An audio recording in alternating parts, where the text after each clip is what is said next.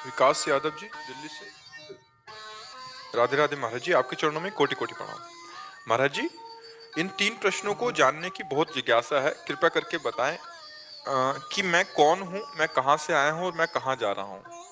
ये तो आप देखेंगे कि आप जा कहाँ रहे हैं।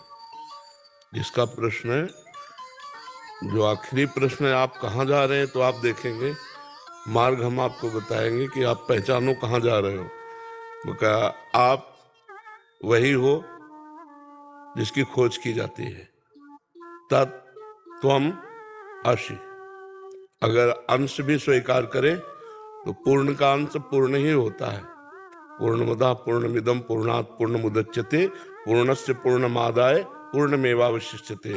उस परमात्मा का जो वो मैं है, मैं है, मैं वो ब्रह्म है। मैं के आगे जो लगता है वो माया है। जैसे मैं अमुक, ये सब माया है। शुद्ध मैं भगवान का स्वरूप है।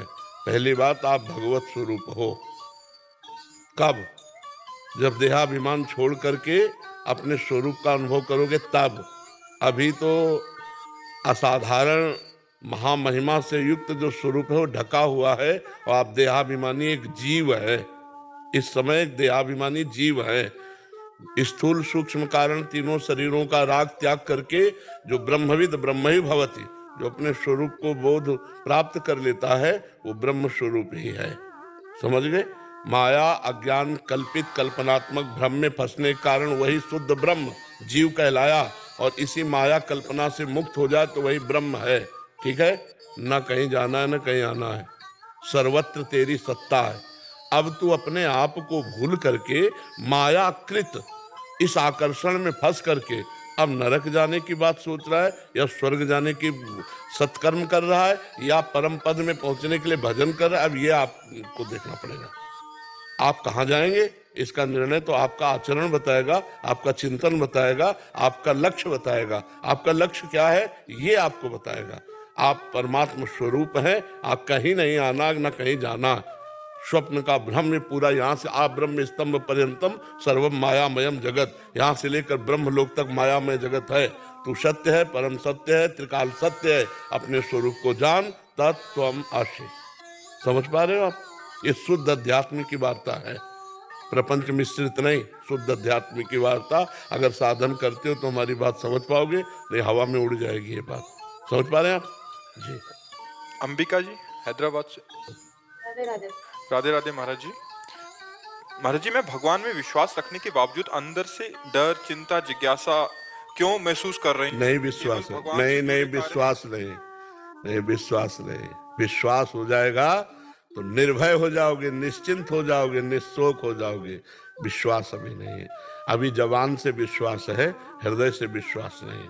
नहीं, हृदय से विश्वास हो जाएगा ना तो मृत्यु भी महामहोत्सव लगती है। और डर किस बात का? जब हम भगवान के हैं और भगवान सर्वत्र है तो मेरे पास भी है, भगवान सबके है तो मेरे भी है, भगवान सब समय में है तो इस समय में है भी है, भगवान सबकी रक्षा करते हैं तो मेरी भी रक्षा करेंगे। फिर मुझे डर किस बात का? हाँ, डर तब होगा जब अज्ञान बना रहेगा, कोई पापाचरण होंगे, कोई छल कपट होंगे, तो फिर आपको डर बना रहेगा, चिंता बनी रहेगी, भय बना रहेगा। निष्पाप पुरुष परमात्मा में दृढ़ विश्वास रखने वाला कभी भयभीत नहीं होता। भय का कारण होता है हमारी गलती, पक्की समझ लो। ये हम शास्त्र सम्मत बात कर रहे हैं। भय का कारण होता है हमारे पूर्व में किया हुआ पाप। वो पाप हमको भय रूपी ब्याज दे रहा है, और मूल दंड तो आगे मिलेगा जब वो फलीभूत होगा। भय तो प्रारंभ से ही होने लगेगा। जब हमारे द्वारा गलतियां होंगी तो हम खुद अपने न्यायाधीश बने और अपनी डायरी को जांचे कि हमने कितने अपराध किए हैं। उन्हीं का फल है ये ब्याज। जो ब्याज होता है ना पैसे का, वो है भय, चिंता, शोक, उद्विग्नता। और उसका दंड जब आएगा तो बड़ा विचित्र होता है। इसीलिए कभी पाप ना करें। वो भूल से भोगों की लालसा से पाप हो जाते हैं। जैसे अभी समय बहुत जिनको पाप ही नहीं समझा जाता, जैसे भ्रूण हत्या है, गर्भ हत्या है, व्यभिचार है, इसको पाप ही नहीं समझा जाता। व्यभिचार को मनोरंजन समझा जाता है। हाँ, बोले थोड़ा सा लड़के में कमी थी, बच्चे में, इसलिए निकलवा दिया। निकलवा नहीं दिया, हत्या कर दी। गर्भ शिशु की हत्या, इसका प्रायश्चित बहुत बड़ा होगा। ये ब्रह्म हत्या के समान है, भ्रूण हत्या, गर्भ शिशु हत्या। अब कितने ऐसे गृहस्थ हैं जो ये नहीं करते हैं? विचार करके देखो, प्रायः ये गलती हर गृहस्थ कर रहा है। आप पहले से सावधान रहिए, आप पहले से उपाय कीजिए। अगर कोई बच्चा विकलांग या किसी अंग से हीन या कैसा भी पैदा हो रहा है, तो तुम्हारा भी प्रारब्ध कटेगा, उसका भी प्रारब्ध कटेगा। हत्या कर दोगे तो तुम्हारा प्रारब्ध डबल जुड़ गया, अब जो भोग होगा फिर भोगना पड़ेगा। बहुत विचित्र, समझो बहुत विचित्र। अगर आप धर्म के विरुद्ध चलेंगे तो भयभीत रहेंगे, शोकित रहेंगे, उद्विग्न रहेंगे, चिंतित रहेंगे। सफाई हमारे सामने पेश करने की जरूरत नहीं किसी को कि मैंने ऐसा कभी कोई पाप नहीं किया, नहीं। तो हमें भय, चिंता, शोक तभी मिलेगा, मान लो हमारा अंतःकरण किसी कर्म के प्रभाव से प्रभावित है। नहीं तो भय किस बात का, किस बात का भय? आप विचार करो, किस बात का? सबसे बड़ा भय होता है मृत्यु का।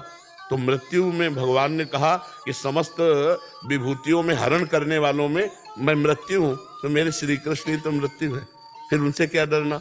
नरसिंह रूप भगवान ने रखा तो प्रहलाद जी को डर लगा क्या? दौड़ के चले गए भगवान के पास।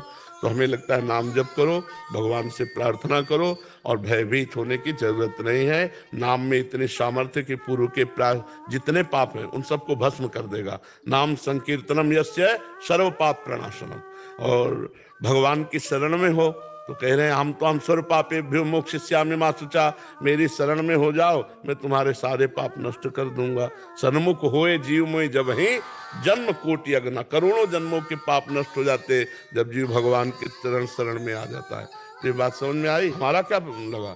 हम तो अगर देवी के उपासक हैं तो हम 10 दिन निर्जला रहे, हम 20 दिन निर्जला रहे तो हमें कष्ट मिलेगा ना। दोस्तों, जैसा कि आप सभी ने पूज्य प्रेमानंद महाराज जी से आज के सत्संग में जाना कि मैं कुछ भी नहीं, सब कुछ भगवान है, मुझ में मेरा कुछ भी नहीं, सब कुछ भगवान ही है। हम सभी के अंदर जीव रूप में भगवान विराजमान होते हैं। महाराज जी के सत्संग में ये 3 सवाल, मैं कौन हूँ, मैं कहाँ से आया हूँ तथा मैं कहाँ जा रहा हूँ। तभी महाराज जी ने बताया कि आखिरी सवाल, मैं कहाँ जा रहा हूँ, इसको आप जाने, आप किस मार्ग में हैं, कहाँ जा रहे हैं। महाराज जी ने बताया कि हम सभी जीवों के अंदर भगवान हैं। भगवान हर जगह होते हैं, भगवान तो कण कण में होते हैं। हम सिर्फ समझ नहीं पाते, माया में फंसे हुए अज्ञानी जनों के भांत इधर उधर भटकते रहते हैं। यह सब माया है और हम सभी के अंदर एक रूप है जो भगवान का है, वो सभी के अंदर होता है। अगर हम सब एक दूसरे के अंदर भगवान को देखने लगे और सभी के अंदर उनकी कल्पना करने लगे तो हमारे लिए कुछ भी दुर्लभ नहीं है, क्योंकि जिस दिन हमारे अंदर यह भावना आ जाती है कि हम सभी के अंदर ईश्वर को देखते हैं, उस दिन अपने आप हम सही मार्ग पर चल पड़ते हैं। फिर हमें कुछ भी जानने के लिए शेष नहीं बचता। धन्यवाद दोस्तों।